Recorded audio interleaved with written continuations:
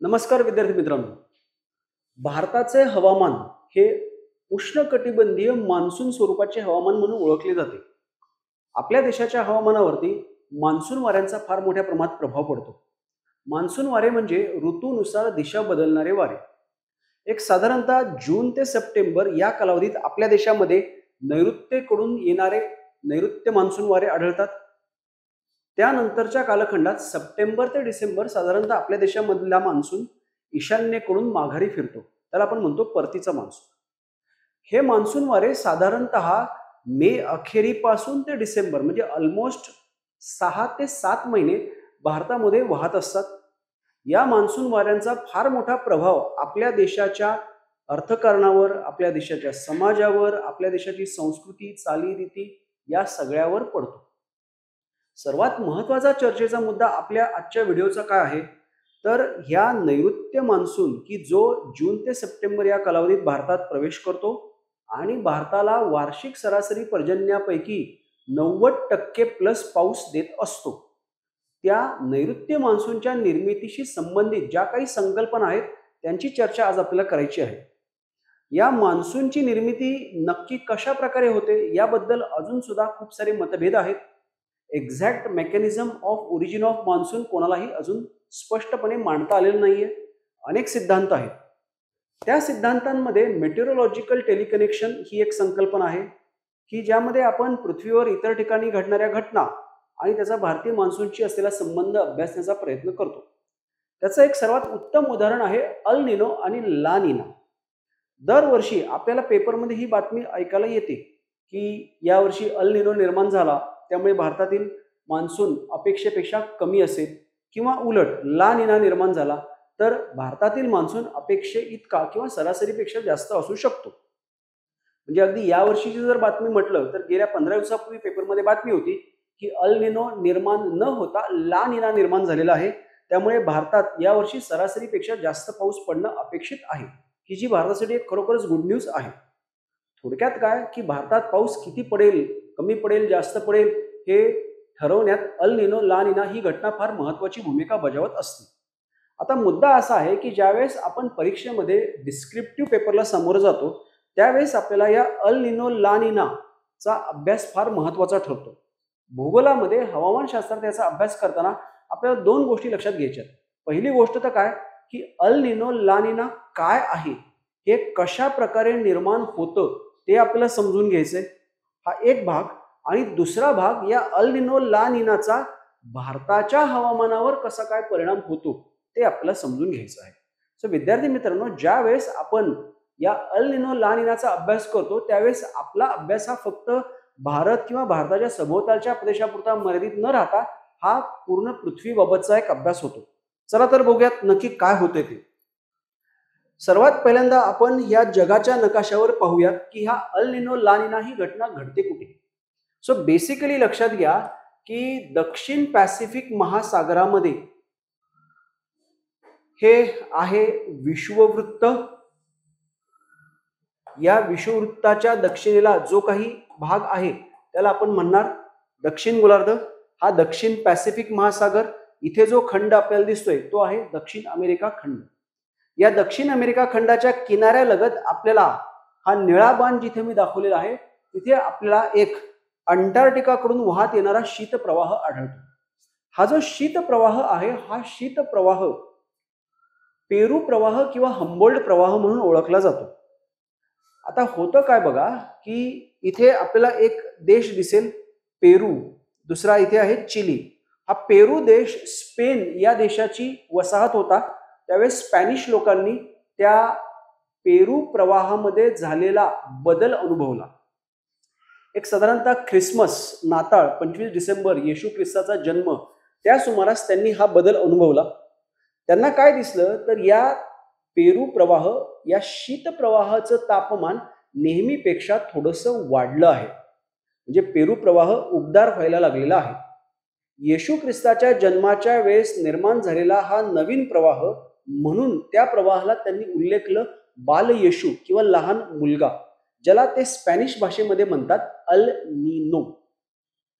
आता जर एखाद्या वर्षी उलट परिस्थिती झाली, पेरू प्रवाह या शीत प्रवाहाचं तापमान नेहमीपेक्षा खूपच कमी झालं तर मग त्या प्रवाहाला, त्या बदललेल्या स्वरूपाला या स्पॅनिश लोकांनी शब्द वापरला लहान मुलगी, म्हणजेच ला नीना. आता ही जी घटना इथे घडते साधारणतः डिसेंबरच्या शेवटच्या आठवड्यापासून पुढच्या काही महिन्यात, पुढच्या 2 ते 3 महिन्यात ही घटना आपल्याला इथे घडलेली दिसून येते. त्या दोन्हीपैकी जे काही होईल त्याचा परिणाम साधारणतः 4-5 महिन्यानंतर या दक्षिण आशियामधल्या मान्सूनवर, म्हणजे डिसेंबर, जानेवारी, फेब्रुवारीमध्ये ही जी काही अल निनो किंवा ला निनाची परिस्थिती उद्भवेल त्याचा इफेक्ट आपल्याला जून महिन्यात इथे येणाऱ्या नैऋत्य मान्सूनवर झालेला दिसून येतो. सो आता आपण सर्वात पहिल्यांदा हे पाहूयात की एक्झॅक्टली अल निनो का निर्माण होतो, म्हणजे पेरू प्रवाह या शीत प्रवाहाचं तापमान का वाढतं, आणि दुसरी गोष्ट पेरू प्रवाह या शीत प्रवाहाचं तापमान कमी होऊन ला निना का निर्माण होतो. हा सगळा जो खेळ आहे ना तो वातावरणातील ग्रहीय वाऱ्यांशी संबंधित आहे हे ध्यानात घेण्याचा प्रयत्न करा. आता आपण पुढे काय पाहणार आहोत ते बघूयात. आपण ऑस्ट्रेलिया खंड, त्यानंतर हा सगळा आहे दक्षिण पॅसिफिक जो इकडे जोडला गेलेला आहे, आणि दक्षिण अमेरिका. सो आपण एका बाजूला दक्षिण अमेरिका, एका बाजूला ऑस्ट्रेलिया आणि त्याच्या मधला दक्षिण पॅसिफिक महासागर यांचा आढावा आता घेणार आहोत. चला तर बघा, इथे थोडं वेगळ्या पद्धतीने आपण मांडलेलं आहे. इकडे दक्षिण अमेरिका, इकडे ऑस्ट्रेलिया खंड, त्याच्या दरम्यान हा आहे दक्षिण पॅसिफिक. जेव्हा आपण म्हणतोय की अल निनो ला निना ही घटना निर्माण होते त्यावेळेस एक्झॅक्टली इथे जे काही पाणी आहे त्या पाण्याचं तापमान बदलतंय. जे पेरू प्रवाहाचं पाणी इथे पोहोचतंय दक्षिण अमेरिकेच्या पश्चिम किनाऱ्याला, त्या पाण्याचं तापमान बदलत असतं. एक्झॅक्टली काय होतं ते आपण बघूयात. आता इथे 3 गोष्टी आहेत बघा, नॉर्मल कंडिशन, त्यानंतर अल निनो आणि ला निना, तिन्ही कंडिशन्स आपण पाहणार आहोत. सर्वात पहिल्यांदा बघूयात आपण नॉर्मल कंडिशन. या नॉर्मल कंडिशन मध्ये काय होतं लक्षात घ्या, या दिशेने वाहणारे व्यापारी वारे आपल्याला आढळतात. सो थोडक्यात जर आपण इथे पाहिलं तर आपल्याला हे असे जे काही व्यापारी वारे आढळत आहेत हे व्यापारी वारे दक्षिण पॅसिफिक मधले आपण विचारात घेतोय, ज्यांना आपण पूर्वीय वारे असं सुद्धा संबोधतो. बऱ्याचदा तुम्हाला त्याचा उल्लेख पूर्वीय वारे असा सापडेल. आता होतं काय, नॉर्मल इयर या व्यापारी वाऱ्यांची तीव्रता ही नॉर्मल असते, त्यांची इंटेन्सिटी नॉर्मल असते. जेव्हा समुद्राहून हे वारे वाहतात त्यावेळेस हे वारे काय करणार बघा, या ठिकाणचं विषुववृत्तीय प्रदेशामधलं उबदार पाणी ते काय करतायत, ओढून आणणार. कुठे आणणार ते, ऑस्ट्रेलियाच्या किनाऱ्याला. सो इथे पाणी काय आलेलं आहे, उबदार पाणी. हे कुठून आलं तर दक्षिण अमेरिकेच्या किनारपट्टीवरून या वाऱ्यांनी ओढून आणलं. हे पाणी असं ओढून आणलं त्यामुळे इकडचं पाणी कमी झालं, इकडचं पाणी वाढलं. इकडचं वाढलेलं पाणी आधीच्या पाण्याला काय करतं, खाली ढकलतं, आणि मग हे खालचं पाणी वाहत या दिशेला जातं. आता दक्षिण अमेरिकेच्या किनारपट्टीवरचं उबदार पाणी तिकडे गेलं का इकडे पाण्याची लेवल कमी होते. मग त्यामुळे तळाकडचं जे थंड पाणी आहे हे थंड पाणी वर येतं, आणि मग आपल्याला इथलं तापमान काय झालेलं दिसणार आहे, थंड झालेलं दिसणार आहे. याला आपण नॉर्मल कंडिशन म्हणतो, की जी आपण कशाच्या स्वरूपात पाहतोय, पेरू प्रवाहाच्या स्वरूपात. आता हे थंड पाणी वर आलं की त्या प्रोसेसला आपण म्हणतो अपवेलिंग, म्हणजे तळाचं पाणी वर येणं. हे अपवेलिंग झाल्यामुळे या थंड पाण्याबरोबर तळाची पोषक द्रव्ये वरच्या पाण्यात येतात आणि त्यामुळे इथे मासेमारीला चालना मिळते. ही झाली नॉर्मल कंडिशन. हे वारे वाहिल्यामुळे इकडचं उबदार पाणी इकडे येऊन साचलं, त्या पाण्याच्या दाबामुळे आधीचं पाणी खाली गेलं, खालून हे पाणी या दिशेला वाहिलं, इकडचं पाणी इकडे आल्यामुळे जो खड्डा निर्माण झाला तो खालून वर येणाऱ्या पाण्याने भरून काढला. आता काय होतं बघा, एखाद्या वर्षी आपल्याला असं आढळतं की हे व्यापारी वारे जे आहेत हे खूपच जास्त क्रियाशील आहेत. आपण पर्पजली आता बघा, नॉर्मल कंडिशन मध्ये एकच बाण दाखवला. समजण्यासाठी आपण काय म्हणणार, खूपच प्रभावी व्यापारी वारे, म्हणून आपण ते 4 बाण दाखवले. हे वारे जर खूपच प्रभावी झाले तर काय होईल, इकडचं खूप जास्त पाणी काय होणार आहे, या दिशेला वाहून आणलं जाणार आहे. आणि मग इकडचं पाण्याचं प्रमाण खूपच जास्त वाढलं. हे प्रमाण खूप जास्त वाढलं तर हे उबदार पाणी इथल्या आधीच्या पाण्याला खाली ढकलतं, खालचं पाणी इकडे जातं. आता इकडचं खूप जास्त पाणी गेलंय, त्यामुळे इथे खूप मोठी कमतरता निर्माण झाली. ही खूप मोठी कमतरता निर्माण झाल्यामुळे हे थंड पाणी खूप जास्त प्रमाणात काय झालं, वर आलं. साधी गोष्ट आहे बघा, इकडचं आपण समजण्यासाठी आकडे बघू. 10 एकक पाणी इकडे जात होतं. कधी नॉर्मल कंडिशन मध्ये 10 एकक पाणी इथे गेलं, मग इकडचं 10 एकक खाली गेलं, 10 एकक इकडे आलं, 10 एकक वर आलं. ओके. आता ज्यावेळेस वारे प्रभावी झाले त्यावेळेस इकडचं 10 नाही 50 एकक इकडे गेलं, मग ऑटोमॅटिक खालून 50 एकक पाणी वर आलं. त्यामुळे पाणी काय होणार आहे, इथलं अति थंड झालं. इथे काय झालेलं आहे, अपवेलिंग. पण कसं, नेहमीपेक्षा जास्त अपवेलिंग झालेलं आपल्याला दिसून येत आहे. क्लिअर. ह्या अपवेलिंगमुळे हे अति थंड झालं आणि ती अति थंड परिस्थिती आपण काय म्हणून ओळखली, ला नीना. क्लिअर. सो जेव्हा व्यापारी वारे खूपच प्रभावी होतात त्यावेळेस इथल्या दक्षिण अमेरिकेच्या किनाऱ्यालगतच्या तळाकडून खूप जास्त थंड पाणी वर येतं आणि इथलं तापमान नेहमीपेक्षा जास्त थंड होतं. त्याला आपण म्हणतोय ला नीना. आता तिसरी कंडिशन लक्षात घेऊयात आपण. पहिल्या कंडिशन मध्ये आपण म्हणालो व्यापारी वारे नॉर्मल, दुसऱ्या कंडिशन मध्ये आपण म्हणालो व्यापारी वारे खूपच प्रभावी आहेत, तिसऱ्या कंडिशन मध्ये व्यापारी वारे कमकुवत होतात.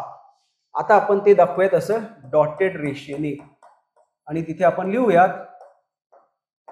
कमकुवत व्यापारी वारे. आता हे असं झाल्यामुळे काय होतंय तर बघा, आता इथलं जे उबदार पाणी आहे हे उबदार पाणी इकडे खेचलं जाऊ शकत नाही. का तर त्यांना इथून इकडे घेऊन जाणारे व्यापारी वारे काय झाले, कमकुवत झाले.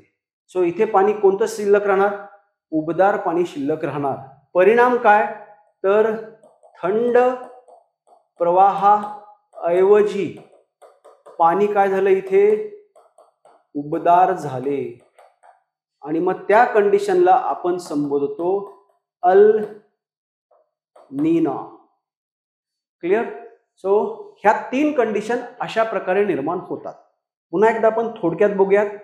नॉर्मल कंडिशन व्यापारी वारे, पूर्वीय वारे दक्षिण अमेरिकेकडून ऑस्ट्रेलियाकडे इकडे जे उबदार पाणी होतं ते घेऊन इकडे आले, इकडे पाणी वाढलं, ते पाणी खाली खचलं, ज्याला आपण डाऊन वेलिंग म्हणतो. ते पाणी इकडे आलं, इकडून इकडचं पाणी इकडे गेल्यामुळे निर्माण झालेली खड्डा किंवा भरपाई करण्यासाठी थंड पाण्याचं अपवेलिंग झालं आणि मग इकडे थंड प्रवाह, पेरू प्रवाह आढळला. जर व्यापारी वारे प्रभावी झाले तर खूप जास्त उबदार पाणी इकडे येऊन साचणार आणि मग इकडे खूप जास्त पाण्याचं की जे थंड आहे अपवेलिंग होणार. खूप जास्त, नेहमीपेक्षा जास्त थंड पाण्याचं अपवेलिंग झालं, तापमान कमी होतं, ते अति थंड झालं, ला नीना. आता जर का व्यापारी वारे कमकुवत झाले तर इकडच्या उबदार पाण्याला इकडे वाहून नेण्याची प्रोसेस ठप्प झाली. त्यामुळे हे उबदार पाणी इथंच राहणार. इथे जे काही नॉर्मल कंडिशन मध्ये आपल्याला आढळत होतं थंड प्रवाह, त्याच्याऐवजी आपल्याला आता काय आढळतोय, इथे उबदार पाणी आढळते, ज्याला आपण संबोधलेलं आहे अल नीनो. क्लिअर.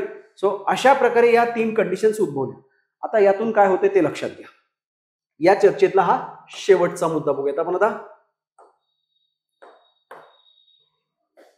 ज्या वेळेस इकडे पाणी अति थंड होतंय त्यावेळेस इकडचं टेम्परेचर काय होणार, लो होणार.